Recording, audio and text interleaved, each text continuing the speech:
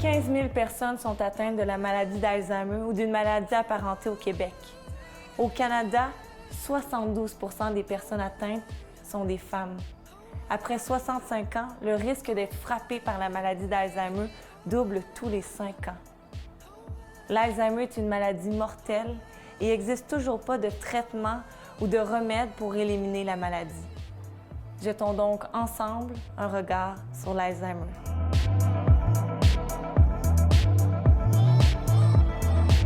Pour commencer la saison, un sujet délicat mais qui touche bien des gens, l'Alzheimer, je vous présente mes invités. Marc Taillefer, directeur adjoint chez Souvenirs du Cœur, qui est une résidence spécialisée pour les personnes âgées avec troubles cognitifs. Bonjour. Bonjour. Lise Lalande, directrice générale à la Société Alzheimer Laval. Bonjour. Bonjour.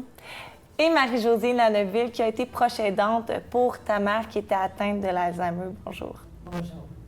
On a tous une idée assez générale de qu'est-ce que l'Alzheimer, mais concrètement, comment se décline cette maladie? Lise?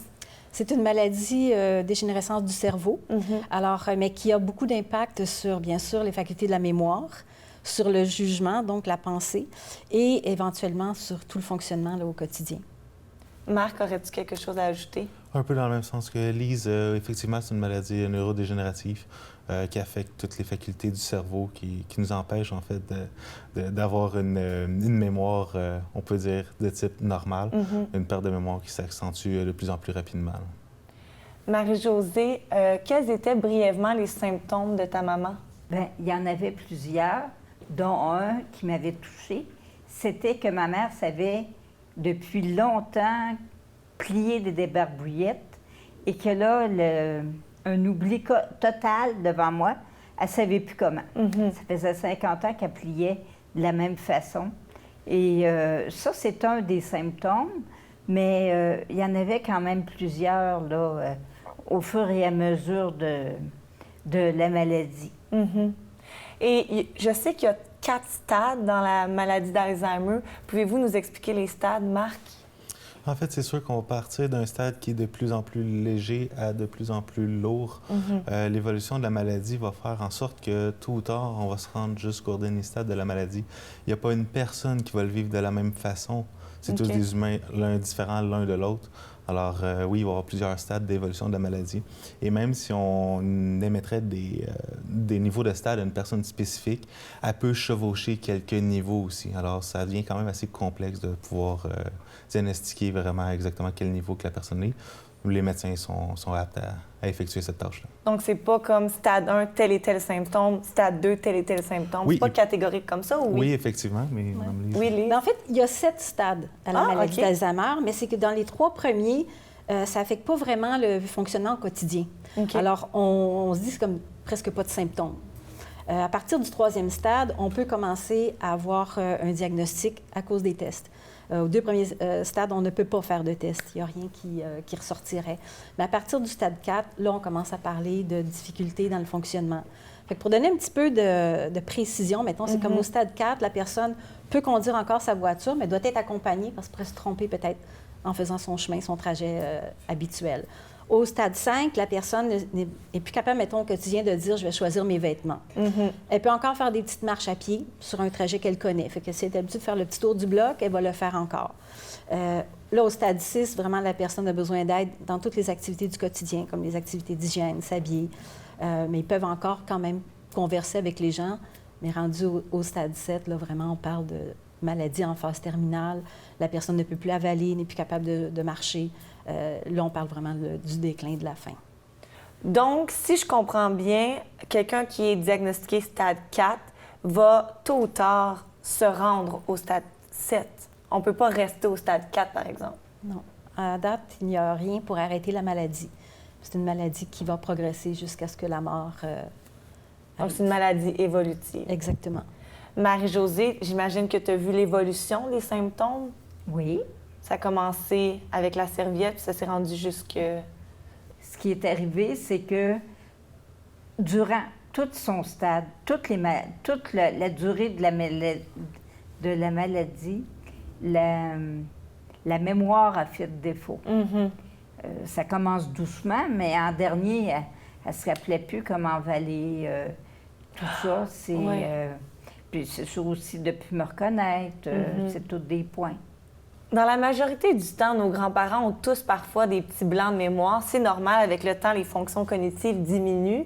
Mais à partir de quel moment l'entourage peut commencer à s'inquiéter, Marc? Personnellement, de mon point de vue, on commence à s'inquiéter quand que les activités de la vie quotidienne viennent altérer un peu, un peu comme Madame disait, les débarbouillettes, c'est quelque chose qu'elle a fait depuis des années et des années, mais que là, ça devient une tâche plus complexe.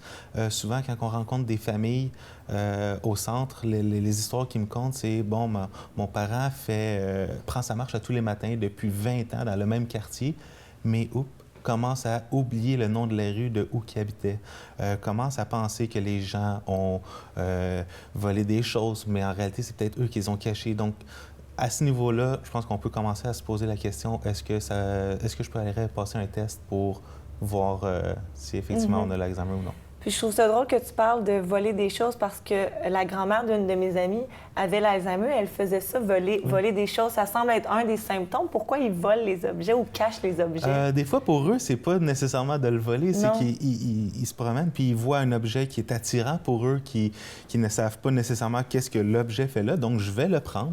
Mais il n'y a pas de mauvaise intention derrière ça. C'est pour eux, c'est quelque chose de beau, c'est quelque chose qu'ils veulent avoir et tout simplement, bon, on va se retrouver à un autre endroit. C'est pas nécessairement le mot vol à ce niveau-là. Oui, je comprends. Lise, avais-tu quelque chose à rajouter? Non, je pense que vraiment, c'est vraiment ça. C'est au quotidien quand on voit que, supposons que notre mère a toujours fait une sauce à spaghetti super, puis on va manger là, puis on dit, mais c'était pas mangeable. Oui. C'est pas normal, elle a fait la même chose toute sa vie, elle était habituée. Alors, c'est vraiment vraiment dans le quotidien. Des fois, les gens vont nous dire, mais ça se peut pas que ma mère souffre d'Alzheimer. J'y parle, puis c'est une conversation normale. Mais ma sœur, qui vit avec elle, dit que ça va pas, mais c'est parce que ça va pas au quotidien. Elle arrive devant le grille-pain, parce que c'est pas qu'il faut mettre les toasts dedans. C'est vraiment là, dans le quotidien, qu'on voit la différence. Marc, quels sont les services que vous offrez chez Souvenirs du Cœur? Et si un de nos téléspectateurs aimerait qu'un membre de sa famille vienne vivre chez vous, comment ça fonctionne? En fait, notre mission à la résidence Souvenirs du Cœur, on voulait vraiment avoir des gens du début de la maladie et continuer à évoluer avec eux jusqu'à la fin de la maladie. OK. Donc, du début de la maladie, qu'on soit en marchette, en fauteuil roulant, en lève-personne, un cas alité qui est toujours au lit, nous, on va s'adapter à ce niveau-là et on se rend même jusqu'aux soins palliatifs. OK. C'était notre mission de vouloir accompagner les gens, de vivre dans la dignité, mais de pouvoir mourir aussi dans la dignité avec nous dans un milieu familial. Alors, la meilleure façon, si vous avez besoin, si les téléspectateurs ont besoin d'aide, tout simplement de venir nous rencontrer. Nous sommes à Lavaltrie, la résidence Souvenirs du Cœur. Tout simplement de nous rejoindre par notre site web, par téléphone aussi, il n'y a aucun problème. Est-ce qu'il y a des critères d'admission ou... Non, bien en fait, nous, vraiment, notre spécialité, c'est le trouble cognitif. Alors, c'est vraiment une résidence de 77 résidents qui ont un certain trouble cognitif ou un besoin physique, qui ont besoin de soins. Donc, on a vraiment une équipe de préposés et d'infirmières auxiliaires qui sont là pour aider tout le monde vraiment avec l'évolution de la maladie, qui ont besoin d'avoir des soins. Et on peut habiter un peu partout dans le Québec, puis on peut avoir une place chez vous? Oui, tout à fait. C'est vraiment fabuleux de voir que j'ai des gens de Québec, j'ai des gens d'Ottawa, j'ai des gens d'un peu partout à travers le Québec là, qui viennent trouver une place charmante pour eux, pour leur famille. Super. On retient ça, Souvenirs du Cœur. Ouais, super. Merci beaucoup. Marie-Josée, à partir de quel moment tu as décidé d'aller voir un professionnel pour vraiment découvrir le diagnostic sur ce que ta mère vivait? Comme je disais tantôt, elle était en résidence et l'infirmière qui était là remarquait qu'il y avait un problème avec elle sur ce point-là. Alors, à deux, on a parlé et on a pu mettre l'évidence qu'il y aurait un petit problème. Et de là, on a pris aussi le docteur qui a fait les examens, qui a passé les tests.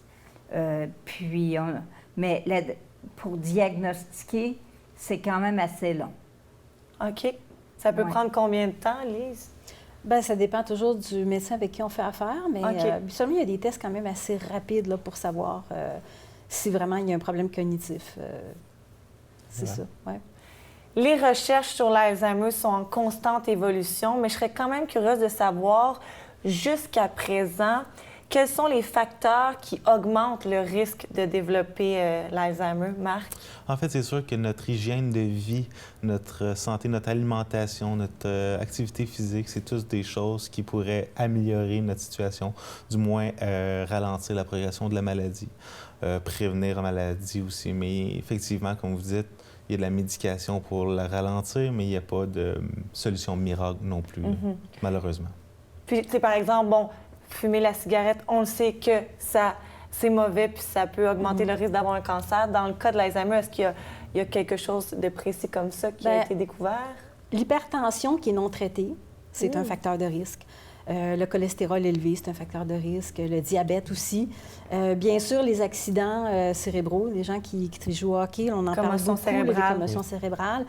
Et bien sûr, le risque augmente avec l'âge. Le vieillissement est un risque. Oui. C'est une maladie, c'est pas le vieillissement normal, l'Alzheimer, mais sauf que le vieillissement est un risque aussi. Marie-Josée, je l'ai mentionné en intro, tu as été proche aidante pour ta maman. Oui. Quels ont été les obstacles les plus difficiles que tu as eu à vivre? Comme obstacle, je dirais que c'est côté financier. OK. Parce que j'avais un mandat qui devait être homologué. Mais ça a été quand même assez long. C'est sûr et certain que, étant en résidence, alors j'ai pu être accompagnée par la résidence, qui nous aide beaucoup, et les aidants naturels. Eux, ils m'ont aidé à comprendre la maladie, puis de suivre aussi une formation aider sans s'épuiser. Oui, parce que ça doit être difficile au début si on n'a aucune connaissance sur la maladie. Exactement. Au moins, quand tu sais qu'est-ce qui va arriver, tu vois quand même. C'est sûr, c'est de l'acceptation. C'est beaucoup nous qui, la famille, on n'a plus notre mère comme elle était. On la voit dépérir, mais c'est ce qui est difficile. Est-ce que... Oui, vas-y. Mais excusez. Non, mais c'est correct. Comme je disais, les résidences, c'est ce qu'il y a qui nous aide. Et on sent un appui en arrière de nous.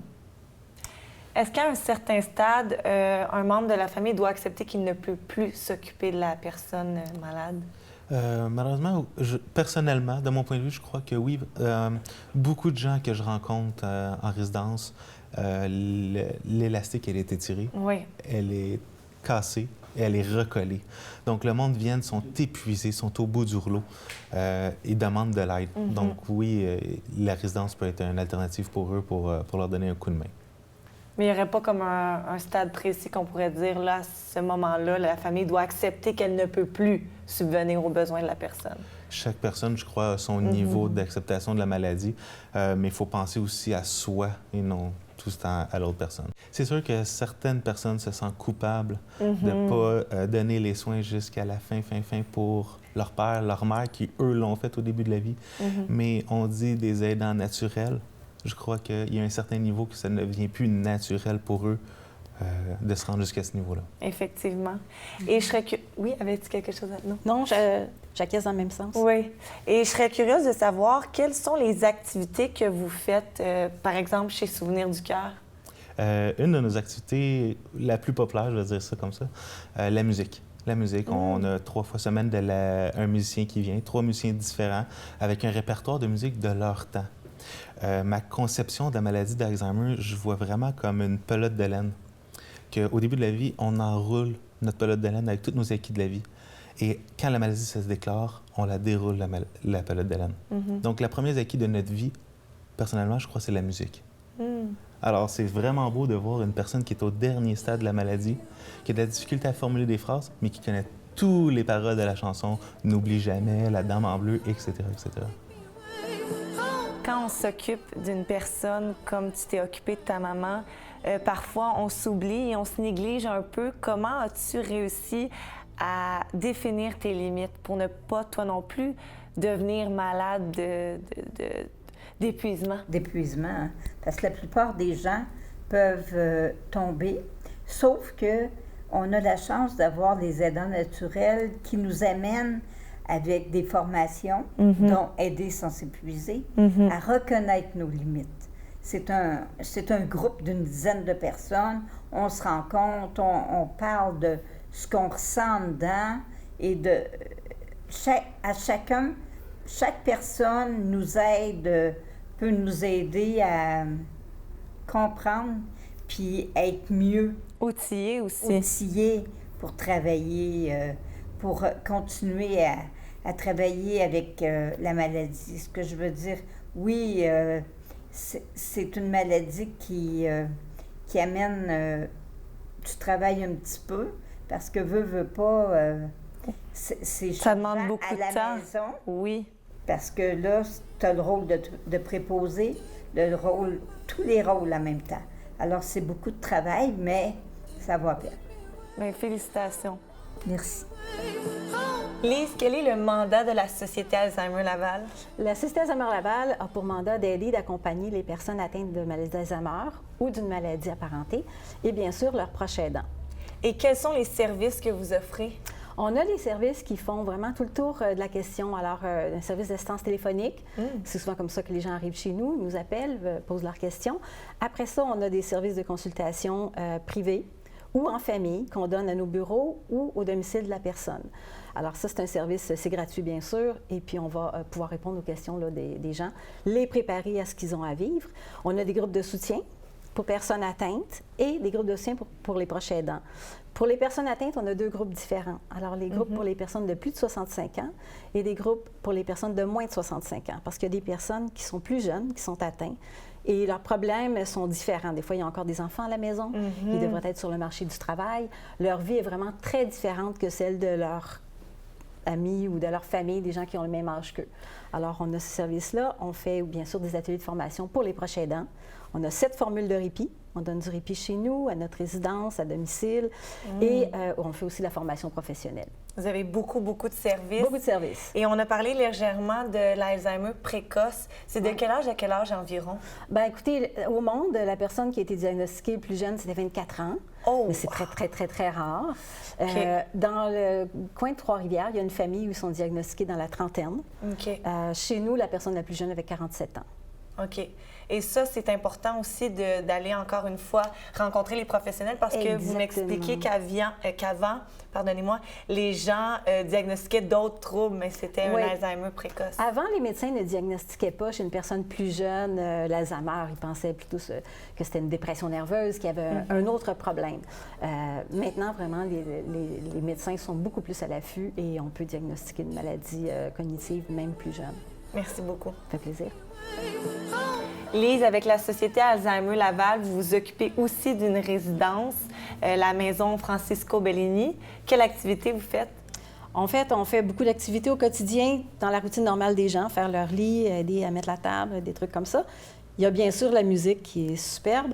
On a des activités de bricolage, on a du jardinage l'été.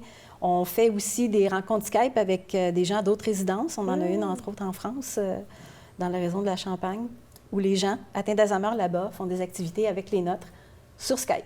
Wow! Alors, on essaie de continuer ce que la vie peut apporter aux gens. Il ne faut pas arrêter de leur proposer des nouvelles activités. Je pense qu'ils nous surprennent à quel point ils sont capables de faire autre chose que... Parmi les activités, est-ce qu'il y en a qui sont reconnues pour aider à réduire la progression de la maladie? Je ne sais pas s'il y a quelque chose qui a été prouvé comme quoi que ça réduit vraiment l'évolution, mais par contre, bien sûr, de bien manger, de se tenir actif cognitivement aussi. Alors, ça, c'est important. Les relations entre les personnes, encourager la sociabilité. Ça, éviter la solitude. Hein? Exactement. Très important aussi. Marie-Josée, que faisais-tu avec ta maman? Avec ma mère, on prenait des marches, des casse-têtes. On faisait quand même plusieurs activités parce qu'on participait. Quand elle était à la résidence, on pouvait être dans les activités qui étaient prévues là-bas, dont des chansons. On revient encore à sa musique. Mais cette période-là, la plupart des personnes qui ont l'Alzheimer, dont ma mère, c'est aimer beaucoup. De donner de l'amour. Exactement, oui. Puis il y a de la danse, parce que souvent, ils se lèvent, puis tu peux danser avec... Je dansais avec ma mère, puis c'était super le fun. Ça a l'air drôle de dire que c'était plaisant, Mais non. Mais quand on la vit bien, la maladie, Quand on l'accepte. quand on l'accepte, quand on veut avoir ce qu'il y a de mieux pour nos parents, comme pour ma mère, c'est de le vivre avec elle. On voit souvent beaucoup d'articles sortir dans les médias concernant une nouvelle découverte sur la prévention de l'Alzheimer. Moi, j'ai déjà lu qu'apprendre différentes langues permettait de prévenir l'Alzheimer. J'ai déjà lu que pratiquer de nouvelles activités était bon aussi. Dans les faits, quels sont les moyens les plus reconnus? Lise? En fait, tout ce qui est aidant pour la condition physique, intellectuelle, c'est sûr que ça aide, mais c'est pas encore prouvé quand même qu'on peut faire un gros changement. Okay. Nous, on a eu des clients qui étaient cardiologues, contrôleurs aériens, des gens ingénieurs de radar, des gens qui ont travaillé avec leur cerveau beaucoup toute leur vie et malheureusement qui un jour développent la maladie d'Alzheimer. C'est difficile C'est difficile de dire de faire telle chose, mais d'être en santé, physique, mentale, morale, c'est sûr que ça ne peut pas nuire. Marc? Un peu dans le même sens que Lise, effectivement, c'est sûr que c'est quelque chose qui ne peut pas nuire, mais malheureusement, je ne pourrais pas vous dire exactement Telle activité exactement précisément. Tantôt, avant le tournage, je discutais avec vous que, par exemple, moi, mon grand-père, des fois, avait de la difficulté à reconnaître une personne dans la famille, mais que sa situation semble stable. Mais tout de suite, quand on parle de blanc de mémoire, on associe à l'Alzheimer. Mais vous mentionnez que c'est important de vraiment prendre le temps d'aller voir un professionnel parce que parfois, ça peut être lié à autre chose, la perte de mémoire. Absolument. Ça peut être la médication, ça peut être du stress. Les gens très stressés, et tout le monde, hein, à tous les âges. Quelqu'un très stressé peut avoir des blancs de mémoire. Alors, je pense que c'est important d'aller voir le médecin, de s'assurer que c'est pas ça. Parce que la plupart du temps, c'est pas ça le diagnostic. Mais ça se peut que ce soit ça. Puis à ce moment-là, on peut mettre nos affaires en ordre. On peut préparer notre entourage, on peut se préparer nous-mêmes à vivre la maladie. Alors, c'est important d'avoir un diagnostic le plus tôt possible quand on a des inquiétudes. Il y a énormément de troubles cognitifs aussi. Il y a beaucoup de peu maladies peu connues. Alors, de mettre le doigt exactement sur laquelle va nous permettre d'être au-delà de la maladie et non d'être toujours en retrait de la maladie. Et savoir qu'est-ce qui va s'en venir dans un futur proche. Un peu comme les disait, de pouvoir se préparer à qu'est-ce qu'on va vivre dans un futur. Et je sais qu'il y a beaucoup de personnes âgées parfois qui évitent d'aller vous rencontrer le docteur parce qu'ils ont peur de la réponse ou du diagnostic. Qu'est-ce que vous pensez de cette façon-là de penser ou d'agir? C'est un peu normal, je crois. C'est comme nous, quand on va passer un examen. Il n'y a personne qui aime ça, être confronté à une réalité, de se faire challenger un peu, de se faire poser des questions, surtout quand on ne pense pas savoir les réponses. Donc, ça devient stressant. Ça peut fausser les résultats aussi à ce niveau-là. Mais il faut, en tant que l'entourage, les accompagner, les soutenir dans cette évolution-là.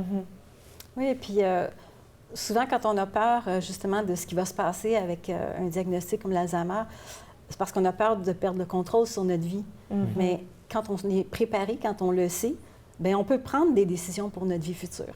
Alors, ça aussi, je pense que c'est un incitatif à dire, bien, on va y aller voir le médecin. De toute façon, la maladie, si elle est là, elle ne va pas arrêter d'évoluer. On peut rien faire. Mais au moins, on peut prendre des décisions pour notre futur nous-mêmes. Marie-Josée, avec ta maman, lorsque vous avez décidé d'aller rencontrer un docteur, est-ce qu'elle était encore à un niveau de vie qu'elle était consciente de ce que vous alliez à cette rencontre-là? Oui. Comment elle vivait avec ça? Oui.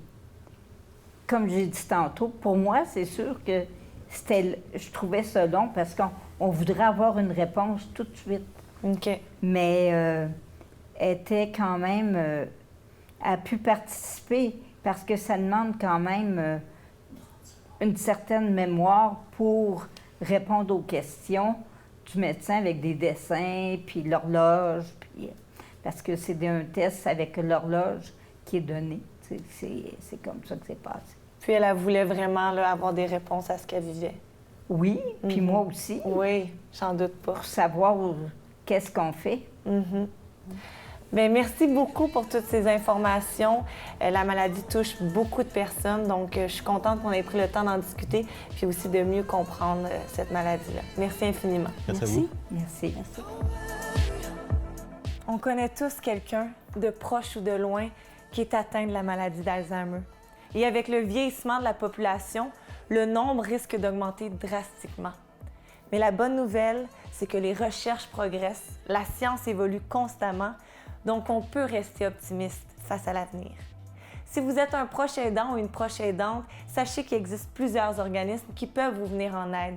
Vous faites un travail remarquable, c'est correct de demander de l'aide. Donc, il y a Société Alzheimer Laval, Société Alzheimer Canada et plusieurs autres.